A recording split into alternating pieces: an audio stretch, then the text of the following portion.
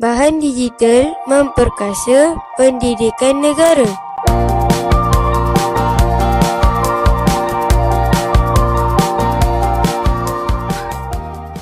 Assalamualaikum warahmatullahi wabarakatuh. Saya, Nazrin Anisazwina binti Nazir, akan bersama anda bagi mengupas tema Bahan digital memperkasa pendidikan negara. Pendidikan merupakan asas penting dalam pembangunan negara. Dalam era digital yang semakin berkembang ini, bahan digital telah menjadi elemen yang sangat penting dalam memperkasa sistem pendidikan negara. Penggunaan bahan digital memberi peluang kepada para pelajar untuk belajar dengan lebih berkesan, interaktif dan fleksibel.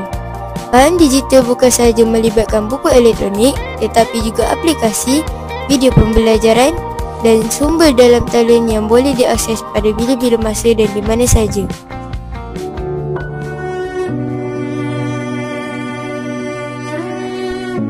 Baru-baru ini, sekolah kami telah dilanda musibah banjir yang agak luar biasa sehingga semua murid diberi cuti bencana.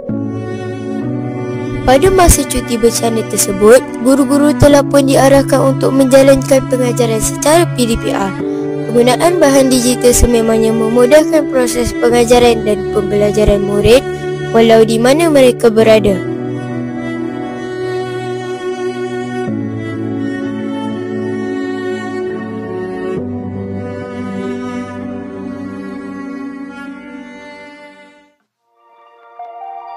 Peristiwa banjir yang berlaku di sekolah kami tidak sedikit pun menghalang proses pengajaran dan pembelajaran seperti biasa.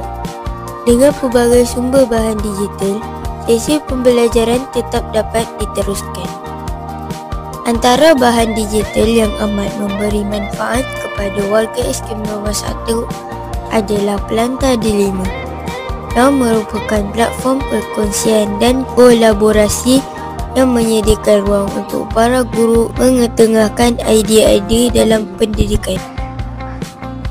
Kedua, Google Classroom berfungsi untuk mempermudahkan membuat, mengedarkan dan mengukur tugasan dalam cara tanpa kertas.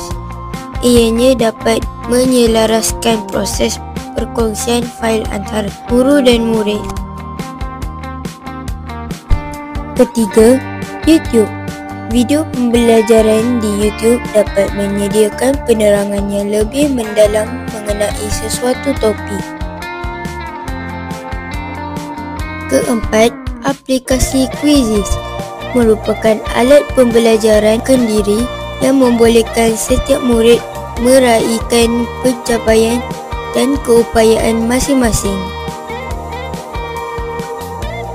Dan kelima, buku teks digital diterbitkan dalam bentuk elektronik yang boleh diakses secara dalam talian sebagai alternatif kepada buku teks bercetak.